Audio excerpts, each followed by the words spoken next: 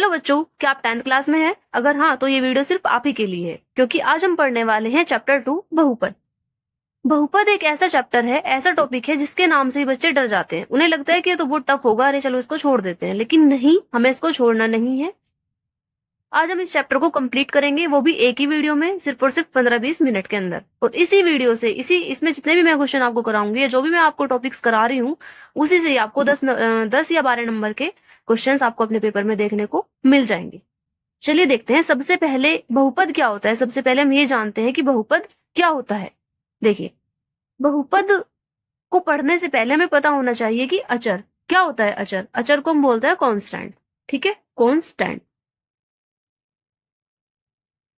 तो क्या होता है कांस्टेंट? कांस्टेंट वे वैल्यूज होती हैं, यानी कि वे मान जिनका मान स्थिर रहता है। वे न्यूमेरिकल वैल्यूज या फिर ऐसा कहिए कि अचर वे होते हैं जिनका मान स्थिर रहता है, चेंज नहीं होता कंडीशन के अकॉर्डिंग। परिस्थिति के अनुसार जिनका मान चेंज नहीं होता, बदलता नहीं है, उन्हें हम क्या बोलते हैं? अचर। जैसे 1 2 3 कुछ भी हो जाते हैं, ऐसे सारी की सारी जो भी गिनती होती है हमारी, वो अचर में आएगी। इसके बाद आता है चर। देखिए, चर क्या होते हैं? वेरिएबल्स, जिनका मान परिस्थिति के अनुसार बदल सकता है, चर कहलाते हैं। जैसे X Y Z A B C D, यानी कि ए टू जेड जितने भी अल्फाबेट्स हैं वो हमारे क्या होते हैं? वेरिएबल्स। जैसे x+4 बराबर 92, ये था। तो जो 4 इधर प्लस हो रहा है, अगर हम इसको उधर लेके जाएं क्या हो जाएगा? माइनस। और इसमें से जब इसको माइनस करेंगे तो क्या आ रहा है? 88। अगर माइनस है तो उधर जाके जुड़ जाएगा, क्या आएगा? 96, क्योंकि प्लस हो जाएगा। माइनस है इधर, उधर जाके प्लस। यहाँ पे मल्टीप्लाई में है, उधर जाएगा तो डिवाइड में, इससे इसको डिवाइड करते हैं तो 23, यानी कि 23। अब आप देखिए, यहाँ पे x की वैल्यू क्या थी? 88, यहाँ पे 96 और यहाँ पे 23। तो क्या कह सकते हैं हम कि तीनों परिस्थितियों में x के मान भिन्न भिन्न, यानी कि अलग अलग हैं। यहाँ पे कुछ और है, यहाँ पे कुछ और है, यहाँ पे कुछ और है। इसका मतलब जो x है वो क्या है? वेरिएबल। वो वेरी कर रहा है इधर से उधर, मतलब इसकी वैल्यू चेंज हो सकती है। इसके बाद बीजीय व्यंजक। बीजीय व्यंजक क्या होता है? जो चर और अचर के संयोग से बनते हैं, यानी कि उसमें चर भी आ जाएगा और अचर भी आ जाएगा, तो वो क्या होंगे? बीजीय व्यंजक। जैसे 3x², तो 3 क्या है? चर, और x² मतलब x मल्टीप्लाई x लिखा होगा यहाँ पे, तो चर भी है और अचर भी है। ये हमारा बीजीय व्यंजक। इसी तरीके से ये, इसी तरीके से ये, और इसी तरीके से ये। फिर आता है बहुपद। देखिए, बहुपद क्या है? ऐसे बीजीय व्यंजक जिनमें चर की घात ऋणोत्तर पूर्णांक हो, बहुपद कहलाते हैं। अब ऋणोत्तर पूर्णांक क्या होता है? जो ऋणात्मक ना हो, यानी कि पूर्णांक होना चाहिए, और ऐसा पूर्णांक होना चाहिए जो नेगेटिव नहीं हो। मतलब जो पावर है बीजीय व्यंजक की, वो नेगेटिव नहीं होनी चाहिए। जैसे यहाँ पे है, एक्स की जो पावर है, एक्स की जो घात है, वो क्या है? नेगेटिव है।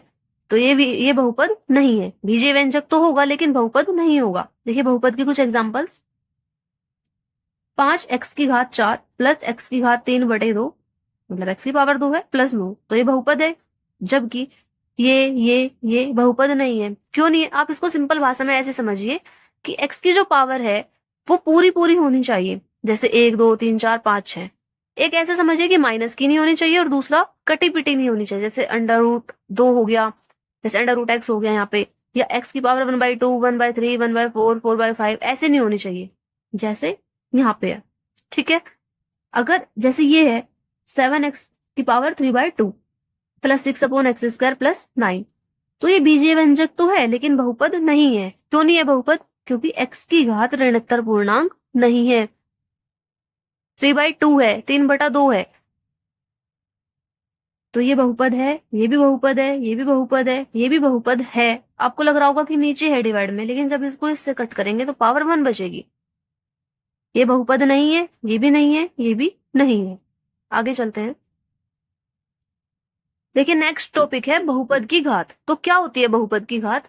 बहुपद में चर की अधिकतम घात वाले पद की घात को उस बहुपद की घात कहते हैं। जैसे ये हमने एग्जाम्पल लिया, तो इसमें इस पद की घात क्या है? 5, इस पद की घात क्या है? 3, इसकी 2, और इसकी आप कहोगे 1, लेकिन 1 नहीं है क्योंकि यहाँ पे x की पावर क्या है? 0, तो इस वाले पद की घात क्या हुई? 0। ठीक है ना? तो हाईएस्ट पावर कौन सी हुई इसमें? 5, तो बहुपद की घात 5 है। इसके बाद है बहुपद के प्रकार। देखिए ये 9th में भी आता है ये वाला टॉपिक, तो मैं इसको ऐसे ही बता रही हूँ। घात के आधार पर होता है और पदों के आधार पर होता है। घात के आधार पर रैखिक बहुपद, द्विघात बहुपद, त्रिघात और चतुर्घात। पदों के आधार पर एक पदीय बहुपद, द्विपदीय बहुपद और त्रिपदीय बहुपद। नाम से पता लग रहा है एक पदी जिसमें एक पद हो, द्विपदीय जिसमें दो पद हो, त्रिपदीय जिसमें तीन पद हो। रैखिक बहुपद जिसकी हाईएस्ट पावर 1 हो, द्विघात बहुपद जिसकी हाईएस्ट पावर 2 हो, और त्रिघात बहुपद जिसकी अधिकतम घात 3 हो। हाईएस्ट पावर मतलब तो 3 है, यहाँ पे भी 3 है। ठीक है, तो ये तो बेसिक चीजें हैं, आपको बस ये ध्यान रखना है क्या होता है, सॉरी ये ध्यान रखना है आपको द्विघात बहुपद तो क्या होता है इसमें, जिसमें चर की अधिकतम घात 2 हो, द्विघात बहुपद कहलाता है। क्योंकि हमें यही पढ़ना है, इसी से रिलेटेड सारी चीजें करनी है। यहाँ पे देखिए x की पावर क्या है 2, यहाँ पे 1 और यहाँ पे है ही नहीं मतलब 0 है, तो हाईएस्ट पावर कितनी हुई इसकी 2, तो ये हमारा द्विघात बहुपद है। मोस्ट इंपोर्टेंट है ये वाला द्विघात बहुपद, इसको आप समझ के चलेगा, अच्छे से पढ़ के चलेगा, क्योंकि यही हमें आगे पढ़ना है। अब देखिए बहुपद का शून्यक। शून्यक नाम से ही पता लग रहा है कि शून्यक जो शून्य कर दे वो शून्यक होता है। जैसे ऐसा कोई मान जिसे बहुपद में रखने पर शून्य प्राप्त हो, बहुपद का शून्यक कहलाता है। ऐसी कोई भी वैल्यू जिसको हम बहुपद में रख रहे हैं, बहुपद में रख रहे हैं मतलब x की जगह पे रख रहे हैं, और रखने के बाद हमें आंसर 0 मिल रहा है, तो हम बोल देंगे कि वो उसका जो भी हमने वैल्यू रखी वो वैल्यू उसका यानी कि उस बहुपद का एक शून्यक है। कब होगा शून्यक, जब वैल्यू 0 देगा वो हमें, मतलब हमने कुछ रखा और हमें आंसर क्या मिला 0। देखिए जैसे हमने लिखा एग्जाम्पल 3x² - 6x का शून्यक 2 है। ठीक है, तो क्या करते हैं, चेक करेंगे इसको। इस बहुपद का कुछ नाम रखा हमने px बराबर 3x² - 6x। तो x की जगह पे क्या रखते हैं 2, 2 ही क्यों रखा, क्योंकि इसने कहा था कि शून्यक 2 है। तो हम चेक कर रहे हैं, यहाँ पे रखेंगे 2 का वर्ग फिर 6, इसके बीच में कोई साइन नहीं है, कोई चिन्ह नहीं है, तो क्या मान लेते हैं गुना 2 का वर्ग करेंगे तो 4, फिर 4 दिए 12, 6 की 2 में गुना करिए क्या आएगा 12, 12 में से 12 माइनस करेंगे तो 0। देखिए फिर मैंने लिख दिया यहाँ पे कि अतः x बराबर 2 दिए गए शून्यक का बहुपद, सॉरी x बराबर 2 दिए गए बहुपद का एक शून्यक है। x बराबर 2 जो भी इसने वैल्यू दी थी वो दिए गए बहुपद का एक शून्यक है, शून्यक होगा। अब देखिए एक और चीज है, मैंने नोट करके लिखी है, बहुत ज्यादा इंपॉर्टेंट बात है ये। जिस बहुपद की जितनी घात होती है उसके उतने ही शून्यक होते हैं। रैखिक बहुपद अगर है तो उसका सिर्फ और सिर्फ एक शून्यक होगा, मैक्सिमम शून्यक 1। द्विघात बहुपद के 2 शून्यक होंगे और त्रिघात बहुपद के 3 शून्यक होंगे, इससे ज्यादा नहीं हो सकते। ठीक है, इसमें से आपका एक ऑब्जेक्टिव में क्वेश्चन भी आ सकता है। अगर आप 10th बोर्ड के पर्पज से पढ़ रहे हैं तो आपके लिए क्वेश्चन आ सकता है यहाँ से कि द्विघात बहुपद के अधिकतम कितने शून्यक हो सकते हैं। ऑप्शन में आ जाएगा 1 2 3 4, तो हमें क्या लगाना है 2। या त्रिघात बहुपद के अधिकतम कितने शून्यक हो सकते हैं, तो आंसर आएगा उसका 3 मतलब 3। देखिए आगे है बहुपद के शून्यकों और गुणांकों में संबंध। तो द्विघात बहुपद के लिए एक तो और एक त्रिघात बहुपद के लिए होगा। पहले हम द्विघात बहुपद के लिए पढ़ते हैं। माना एक बहुपद ax² + bx + c के शून्यक अल्फा और बीटा है। एक द्विघात बहुपद है ये और इसके शून्यक जो है वो अल्फा और बीटा है। ठीक है, तो शून्यकों का योगफल अगर हमें निकालना है वो हो जाएगा -x का गुणांक अपॉन x² का गुणांक, या ऐसे कहिए -b/a। शून्यकों का अगर हमें गुणनफल निकालना है तो अल्फा इंटू बीटा जो है वो क्या होगा, अचर पद बटा x² का गुणांक या c/a। क्योंकि देखिए x का गुणांक क्या दिख रहा है हमें यहाँ पे, क्या है इसके साथ मल्टीप्लाई में b, तो b आएगा, नीचे a। अचर पद क्या है, यानी कि जिसके साथ कोई भी चर ना हो, तो c और नीचे a आएगा। तो ये द्विघात बहुपद के लिए होता है। इसके बाद त्रिघात बहुपद के लिए क्या होता है, देखिए एक बहुपद है अगर त्रिघात बहुपद ax³ + bx² + cx + d। इसके शून्यक देखिए, अगर त्रिघात बहुपद है तो शून्यक कितने होंगे, 3 होंगे, हमने बात करी थी इस बारे में। तो अल्फा बीटा और गामा, इसको गामा बोलते हैं। तो फिर शून्यकों का योगफल क्या होगा, अल्फा + बीटा + गामा = -x² का गुणांक बटा x के 3 का गुणांक। यानी कि जैसे वहां होता था ना -b/a, वही चीज यहाँ पे है -b/a। जब हम alpha into beta into gamma, जो हम द्विघात के लिए अभी निकाल के आए थे अल्फा इंटू बीटा, तो यहाँ पे alpha into beta into gamma हो जाएगा।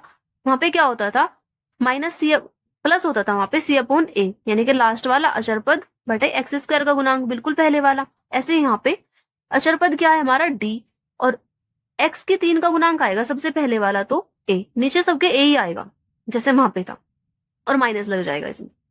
फिर alpha beta plus beta gamma plus gamma alpha अगर है तो फॉर्मूला होगा एक्स का गुणांक बटे एक्स की 3 का गुणांक, यानी कि सी अपॉन ए। इसके बाद है अगर हमें शून्यक दिए हो तो बहुपद बनाना, यानी कि शून्यक दे दिए हो तो हम बहुपद कैसे बनाएंगे। मान लीजिए कोई द्विघात बहुपद हमें बनाना है, उसके शून्यक अल्फा और बीटा में दे दिए हैं। अल्फा बीटा तो नहीं देगा, यानी कि 4 और 5 कुछ ऐसे करके देगा, लेकिन मान लीजिए अल्फा और बीटा शून्यक है, तब द्विघात बहुपद कैसे होगा, के इंटू के ब्रैकेट के अंदर x square minus alpha plus beta into x plus alpha into beta. इसमें वैल्यू पुट करिए, आपका शून्यक तैयार, आपका बहुपद तैयार। किसी त्रिघात बहुपद के शून्यक अल्फा बीटा और गामा है अगर, तो त्रिघात बहुपद क्या होगा, ये थोड़ा लंबा है लेकिन घबराने की जरूरत नहीं है, लंबा भी बहुत ज्यादा लंबा नहीं है, इजी है समझने के लिए।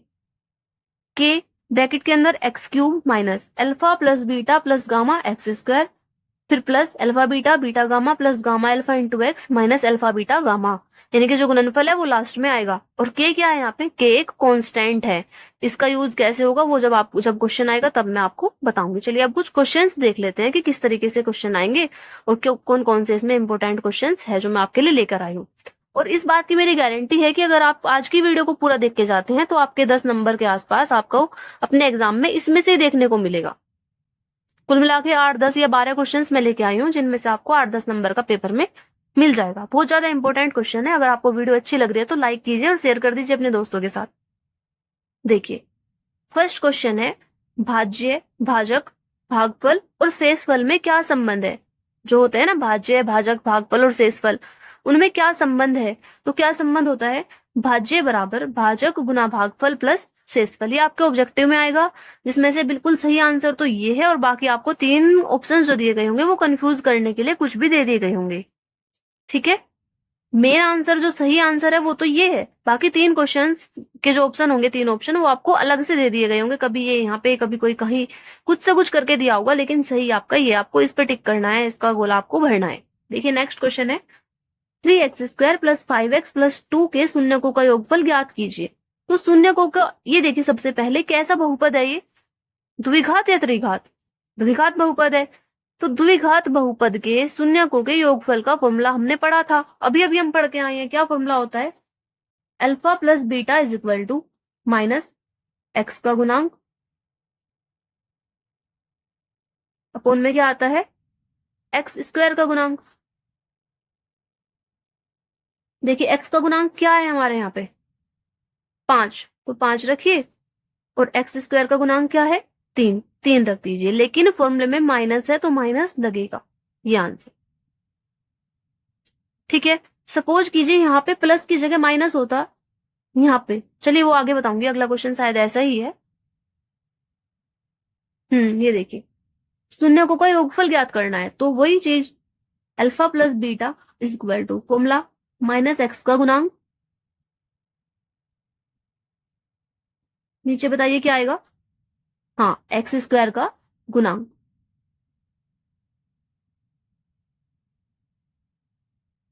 देखिए एक्स का गुणांक क्या है, यहाँ पे क्या लिख रहा है, एक्स के पास क्या लिख रहा है -4, और एक माइनस बाहर भी है। अब 2 साइन तो एक साथ नहीं रह सकते, 2 चिन्ह एक साथ नहीं रह सकते हैं, तो यहाँ पे क्या लगा देंगे हम ब्रैकेट, और एक्स स्क्वायर का गुणांक क्या है 4, वो यहाँ पे 4 रखेंगे। अब माइनस माइनस क्या हो जाता है प्लस, तो 4/4 यानी कि 4/4, 4 से जब 4 को कट कर देंगे तो क्या आंसर आएगा 1। ठीक है, नेक्स्ट देखते हैं क्वेश्चन नंबर 4। इसमें कहा है बहुपद x square minus 2x minus 3 के शून्य ज्ञात कीजिए। अभी तक हमने शून्यकों का योगफल ज्ञात करा है, अब शून्य ज्ञात करना है। तो शून्य ज्ञात करने का सबसे मेन तरीका क्या होता है, जो हमको पहले से ही पता है, हमने सीख रखा है पहले से, 9th में भी सीख के आए हो आप, 10th में भी सीख लिया है इससे पहले, और 8th में भी सीख के आए हो। तो देखिए यहाँ पे जो लास्ट में लिखा हुआ है, यानी कि बिना एक्स वाला, क्या लिख रहा है 3, तो इसके पहले का चिन्ह क्या है माइनस। तो ये देखिए 3 के हमें ऐसे टुकड़े करने हैं, ऐसे फैक्टर करने हैं जिनको अगर मैं माइनस कर दूं तो 2 आ जाए, मतलब अगर मैं उनकी मल्टीप्लाई करूं तो 3 आ जाए, उन्हें माइनस करूं तो 2 आ जाए। जैसे 3 की 1 में मल्टीप्लाई करूं तो क्या आएगा 3, 3 में से 1 माइनस कर दूंगी तो क्या आएगा 2। तो 3 के ऐसे फैक्टर जिनको मैं मल्टीप्लाई करूं, गुना करूं, तो 3 एकम 3, और 3 में से 1 माइनस करूंगी तो 2, तो ये हो जाएगी हमारे, यहाँ पे रखिए एक्स स्क्वायर माइनस क्या हो जाएगा, इस 2 की जगह पे हम क्या रखेंगे 3 माइनस 1, एक्स ऐसे ही और माइनस 3 ऐसे ही। फिर इसके अंदर मल्टीप्लाई करिए, माइनस की करेंगे -3 है, माइनस माइनस प्लस 1x, और 1 को हम लिखते नहीं है -3। यहां से और यहां से इन दोनों में से ऐसी क्या चीज है जो कॉमन आ रही है, मेरे को लग रहा है x कॉमन है ना, क्योंकि यहाँ पे 1x है और यहाँ पे 2x है। अगर आप इसको ध्यान से देखोगे तो x इंटू एक्स दिखाई दे रहा है, यहाँ पे 2x में से 1x बाहर चला गया तो क्या बचता है 1x और -3, क्योंकि x तो बाहर चला गया। यहां से और यहां से कुछ भी कॉमन नहीं है तो हमें एक ले लेते हैं x -3, फिर x -3 यहाँ भी है और यहाँ भी है, फिर से कॉमन, अंदर क्या बचता है x + 1। अभी हमें लग रहा है कि पूरा हो गया, लेकिन पूरा नहीं हुआ, ये गुणनखंड हुए हैं, अभी हमें निकालने थे शून्य, तो यहाँ पे लिखते हैं शून्यकों के लिए या शून्य ज्ञात करने के लिए। एक बार तो पहले वाले ब्रैकेट को 0 के बराबर रखिए, एक बार दूसरे वाले ब्रैकेट को 0 के बराबर रखिए। 3 इधर माइनस है, उधर चला जाएगा तो क्या हो जाएगा प्लस, और 1 इधर प्लस है तो उधर चला जाएगा माइनस। अगर ये क्वेश्चन ऑब्जेक्टिव में आएगा तो आपको 2 ऑप्शन मिलेंगे, 3, -1 या -1, 3, वही आपका आंसर हो जाएगा। अब देखिए क्वेश्चन नंबर 5। थकना नहीं है, आराम से बैठे रहिए, बस 10 क्वेश्चन कुल मिला के हैं, अभी 4 हो गए हैं, बस 6 सवाल बचे हैं हमारे और बहुत इजी हैं। अगर आप आज का पूरा वीडियो देख लेते हैं तो आपको बहुत हेल्प होगी। ध्यान से देखिए, द्विघात बहुपद का ग्राफ होता है, द्विघात ये आपको बिल्कुल याद रख लेना है, मैं तो कहूंगी रट्टा मार लीजिए इस चीज का, क्योंकि ये क्वेश्चन फिक्स है यहाँ से आना। द्विघात बहुपद का ग्राफ कैसा होता है, वृत्ताकार, सीधी रेखा, परवलयाकार या आयताकार, तो इसका आंसर होगा सी, परवलयाकार। कहीं कहीं आपको ऐसे भी मिलता है कि यू शेप में, तो परवलय जो होता है वो ऐसे ही मान के चलिए आप, यू शेप का होता है।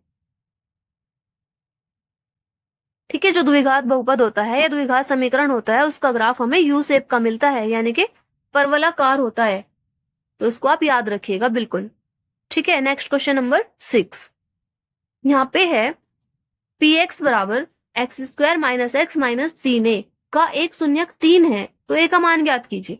देखिए इसमें बच्चे बहुत कंफ्यूज रहते हैं, सबसे पहले मैं इसको उतारती हूँ, पी एक्स बराबर x² - x - 3a, इसने कहा है एक शून्यक 3 है तो a का मान ज्ञात कीजिए। हम लिखते हैं x बराबर 3 रखने पर, जब हम x की जगह पे 3 रखते हैं तो P3 जो हमें मिलेगा वो क्या मिलेगा 0 मिलेगा। अब आपको ये लग रहा होगा कि कहीं तो हम चेक करते हैं, रख के चलते हैं, तब 0 का वेट करते हैं, अभी हमने साथ साथ क्यों 0 ले लिया। अब एक छोटी सी बात आप समझिए, अगर उसने कहा है कि शून्यक है क्या चेक करो, मतलब क्वेश्चन से हमें ऐसी फीलिंग आ रही है कि चेक कीजिए, तो हम रखते रखते हुए चलेंगे, आंसर में अगर 0 आएगा तो कह देंगे कि शून्यक है। लेकिन अगर उसने बता दिया है कि शून्यक 3 है तो भाई 0 ही आएगा, आप कुछ भी करिए, फिर 0 बराबर में लेके चलना है। ठीक है, अगर हमें ऐसा लगेगा कि चेक कीजिए शून्यक है क्या, तो हम रख के चलेंगे, फिर 0 आया तो शून्यक है, नहीं तो नहीं है। लेकिन इसको इस वाले क्वेश्चन में क्या है, हमें बता दिया है कि इसका एक शून्यक 3 है, अगर शून्यक है तो उसको हम यहाँ पे रखते हैं तो हमें 0 पक्का मिलेगा, क्योंकि उसने बताया है कि शून्यक है, अगर है तो 0 जरूर मिलेगा। फिर हमने यहाँ पे x की जगह पे क्या रखा 3, हमें क्या मिलने वाला है 0। अब रखिए वैल्यू 3 का स्क्वायर, यहाँ पे क्या रखते हैं 3, 3 है ऐसे के ऐसे ही बराबर 0। 3 का स्क्वायर क्या होता है 9, मतलब 3 का वर्ग 9, यहाँ पे 3 माइनस 3 है बराबर 0। 9 में से 3 माइनस करिए 6 माइनस 3 है बराबर 0। देखिए 3 है तो यही रहेगा, ये जो 6 है इधर पॉजिटिव है, उधर ले जाएंगे नेगेटिव, माइनस से माइनस कैंसिल, और 3 मल्टीप्लाई में है, 3 मल्टीप्लाई में है तो कहाँ जाएगा डिवाइड में, 3 से इसको डिवाइड कर दीजिए तो एक की वैल्यू क्या आएगी 2। ठीक है, ये हमारा एक का मान हो जाता है। इंपॉर्टेंट क्वेश्चन है, आप चाहो तो इसका स्क्रीनशॉट ले सकते हैं, चाहो तो आप इसको नोट कर सकते हो। Next question number 7। यहाँ पे है एक द्विघात बहुपद ज्ञात कीजिए जिसके शून्यक -3 और 4 है। तो ये भी चीज हमने अभी पढ़ी थी कि द्विघात बहुपद कैसे ज्ञात करते हैं, जब हमें शून्यक दिए हो, और शून्यक क्या होते हैं अल्फा और बीटा। तो अल्फा दे दिया है -3 और बीटा दे दिया है 4, मतलब 4। पहले शून्यकों का योगफल निकाल लिया यहाँ पे अल्फा प्लस बीटा, ब्रैकेट में लिखते हैं अल्फा प्लस बीटा। अल्फा की जगह -3 और बीटा की जगह पे 4। 1 प्लस 1 माइनस, तो क्या होगा? माइनस होगा। आंसर क्या आ जाता है? 1। फिर शून्यकों का गुणनफल निकालिए, बताइए क्या आएगा answer? Alpha into beta -3 multiply 4। जब इसकी मल्टीप्लाई इसमें करेंगे तो क्या आएगा? 12, -12। अब लिखते हैं द्विघात बहुपद। क्या फॉर्मूला था वो द्विघात बहुपद का? के x square minus alpha plus beta x plus alpha into beta. सारी की सारी वैल्यू रख दीजिए। X square, alpha plus beta की जगह पे 1 एक्स, यहाँ पे -12। अब देखिए 1 को तो हम लिखते नहीं है, तो एक्स स्क्वायर, 1 को, इस वाले 1 को लिखते नहीं है, -x और प्लस माइनस -12।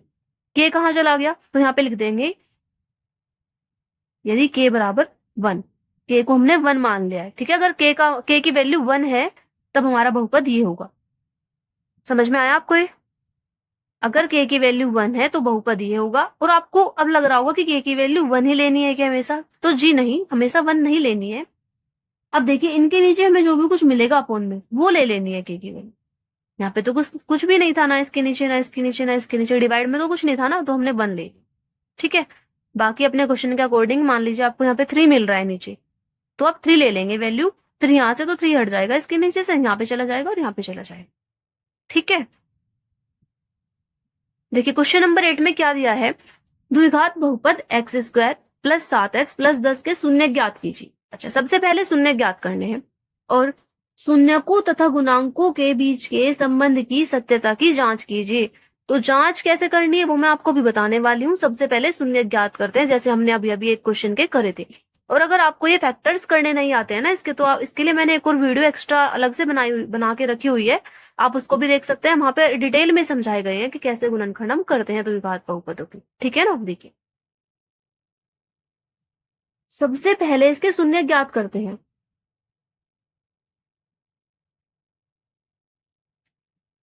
दस के ऐसे गुणनखंड जिनको हम प्लस कर दे तो क्या आ जाए? 7 आ जाए। 10 के ऐसे टुकड़े जिनको जोड़ दे तो 7 आ जाए। क्या होंगे? 5 दूनी 10 और 5 में 2 प्लस करते हैं तो 7। इस 7 की जगह पे क्या रखते हैं? 5 प्लस 2, एक्स ऐसे ही और प्लस 10। अब इस x की मल्टीप्लाई करिए दोनों जगह पे। 5 के साथ x की मल्टीप्लाई होगी तो 5x, 2 के साथ x की गुना होगी तो 2x प्लस 10। यहां से और यहां से x कॉमन आ रहा है, क्या बचेगा? x plus 5। यहां से और यहां से 2 कॉमन आ रहा है, क्या बचता है? x plus 5। 5 इसलिए बचा क्योंकि 2 से हमने 10 को डिवाइड करा तो 5 आएगा। फिर x प्लस 5 और x प्लस 2। अब क्योंकि हमें शून्यक ज्ञात करने थे तो क्या लिखते हैं यहाँ पे? शून्यकों के लिए। पहले भी हम सेम क्वेश्चन कर चुके हैं शून्य ज्ञात करने वाला। एक बार तो x प्लस 5 को 0 के बराबर रखिए, एक बार x प्लस 2 को 0 के बराबर रख दीजिए। तो देखिए यहाँ पे जो x है इसके साथ 5 प्लस है, अगर हम इसको उधर ले जाएंगे तो क्या हो जाएगा? माइनस। 2 इधर प्लस है, उधर ले जाएंगे तो क्या हो जाएगा? माइनस। x की 2 वैल्यू आती है, इनमें से एक तो हमारा अल्फा का काम करेगी और एक हमारी बीटा का काम करेगी। यानी कि अल्फा का क्या मान आया? -5 और बीटा का क्या मान आया? -2। यहां तक समझ आया आपको? ठीक है। इसके बाद देखिए क्या करते हैं, उसने हमें कहा था शून्यकों और गुणांकों के बीच संबंध की सत्यता की जांच कीजिए। तो हमारे पास शून्यकों के योगफल का एक फॉर्मूला होता है, पर वो फॉर्मूला में अप्लाई नहीं करना अभी, ठीक है। पहले हम अपने तरफ से करते हैं। हमें निकालना है शून्यकों का योगफल। शून्यकों का योगफल क्या होगा? Alpha plus beta. अल्फा की वैल्यू क्या है? -5 और बीटा की वैल्यू -2। -5 ऐसे ही, प्लस माइनस माइनस, तो क्या आएगा? -7। इसके नीचे कुछ नहीं है तो हम क्या मान सकते हैं? 1 मान सकते हैं। अब यहाँ पे अपना फॉर्मूला खुद से लिख दीजिए, अपना याद करा हुआ, इसके हिसाब से कुछ नहीं। हमें क्या याद है? -x का गुणांक बटे एक्स स्क्वायर का गुणांक। देखिए वैसे तो हमारा काम इतना हो गया, हमें इतना ही करना है। अब शून्यकों का गुणनफल भी निकालना है, लेकिन सबसे पहले हमने क्या करा? देखिए इस क्वेश्चन को आप थोड़ा अच्छे से समझिए। शून्यकों का योगफल हमने अल्फा प्लस बीटा करा, इतना तो आप कर लोगे। इसके नीचे कुछ नहीं था तो हमने 1 मान लिया।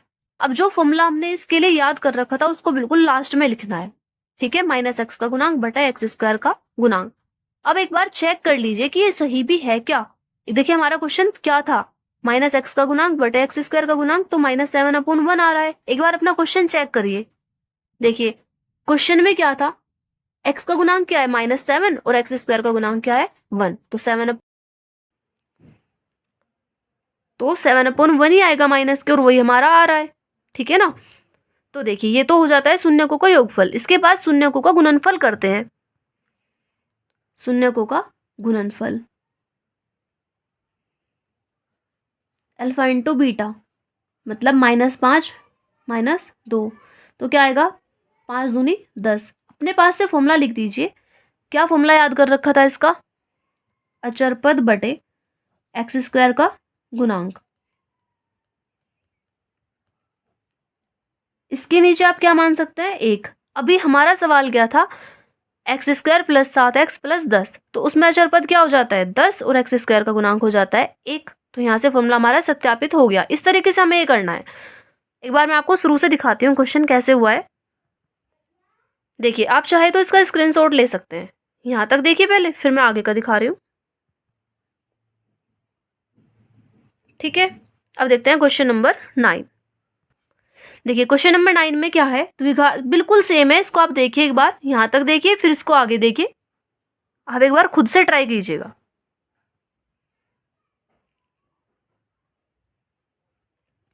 यहाँ पे लिखा है अचर पद बटे एक्स स्क्वायर का गुणांक। इसके बाद देखते हैं क्वेश्चन नंबर 10। देखिए इस वाले सवाल में क्या है, यदि द्विघात बहुपद ये कोई दे दिया है, इसके शून्यक 2 और -3 है, तो ए और बी के मान ज्ञात कीजिए। ये बिल्कुल लास्ट क्वेश्चन है और मुझे तो बहुत अच्छा लगता है। अगर मैं अपनी बताऊं तो आपको भी बहुत अच्छा लगेगा। बहुत इजी है अगर आप इसको इजी वे में समझेंगे तो। देखिए एक्स स्क्वायर प्लस ए प्लस 1 एक्स प्लस बी, ये एक बहुपद है। इसका नाम कुछ रखिए हमने, एफ एक्स रख लिया, ठीक है। इसका एक शून्यक तो 2 है और एक शून्यक -3 है। ए और बी के मान निकालिए। तो हम लिखते हैं चूंकि x बराबर 2 एफ एक्स का शून्यक है। उसने में कहा है कि शून्यक है।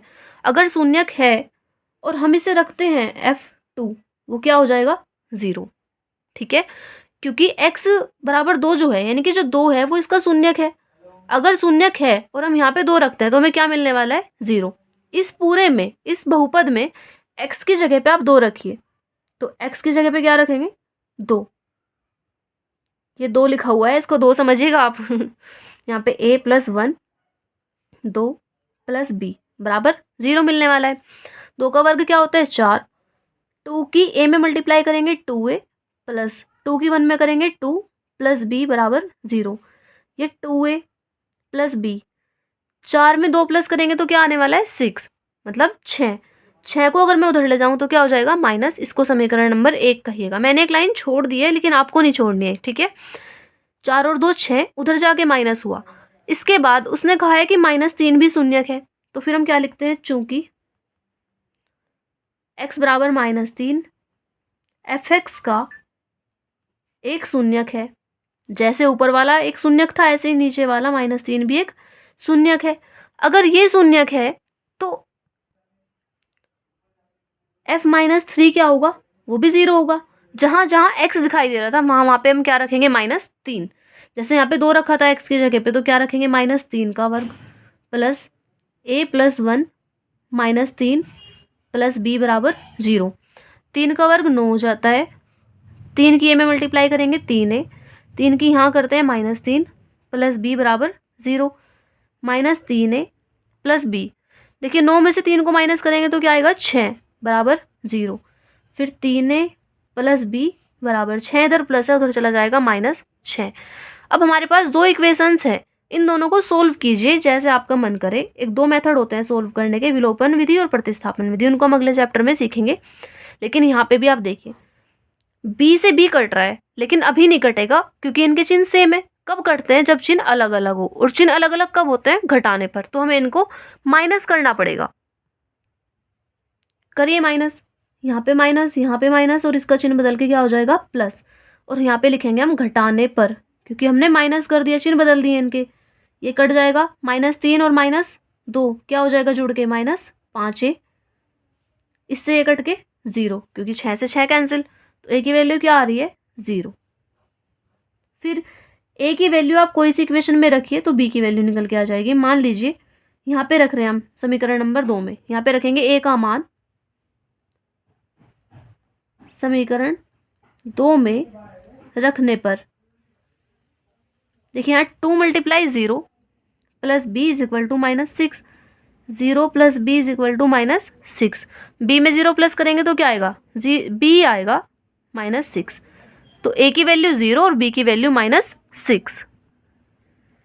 तो ये हमारा लास्ट क्वेश्चन था। तो बच्चों आपको ये वीडियो कैसी लगी कमेंट करके जरूर बताइएगा, और अगर आपको वीडियो अच्छी लगी है तो वीडियो को लाइक कीजिए, शेयर कीजिए और सब्सक्राइब कर लीजिए मेरे चैनल को। साथ ही साथ बेल आइकन को भी प्रेस कर लीजिए ताकि आने वाली वीडियोज़ के नोटिफिकेशन आपको मिलते रहें। तो चलिए मिलते हैं अपनी नेक्स्ट वीडियो में, तब तक के लिए बाय, टेक केयर।